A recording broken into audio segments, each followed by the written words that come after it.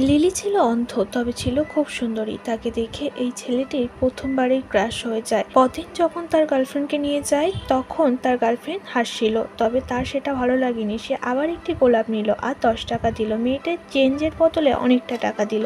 সেই ছেলেটি দেখলো না, মেয়েটি তো কিছুই বোঝে না। ও লিলির থেকে ছেলেটি কোনো পয়সা নিল না। এটা দেখেই তার গার্লফ্রেন্ড চর মেরে রেগে চলে যায়। লিলি তখন তার হাতে একটা ব্যান্ডেড দেয়। সে দেখে অবাক হয় আর লিলির প্রতি আরো যেন তার ভালোবাসা বেড়ে যায়। পরদিন এসে আবার একটা গোলাপ নেয়, একটা সেলফি তোলে। কিন্তু তার পরদিন যখন লিলি আবারও ফুল নিয়ে বসে, একজন চোর এসে তার থেকে ঘড়ি, টাকা, চেন সমস্ত কিছু চুরি করে নিয়ে যায়। লিলি যাতে কষ্ট না পায় সেজন্য সমস্ত টাকা সেই ছেলেটি লিলিকে ফেরত দেয়, অনেকটা টাকা ধার করে, অনেক কষ্ট করে। তবে লিলিকে যখন দুদিন পরে ছেলেটি দেখতে আসে, লিলি ওখানে ছিল না। একটা বোর্ডে লেখা ছিল $20 অন মিনিমাল ফলোয়ার। এটা দেখে ছেলেটি দুঃখ পায়, তবে পেছনে ছিল লিলি দাঁড়িয়ে। আসলেই কি লিলি অন্ধ ছিল, নাকি ছেলেটির ভালোবাসা ও সততার পরীক্ষা নিচ্ছিল?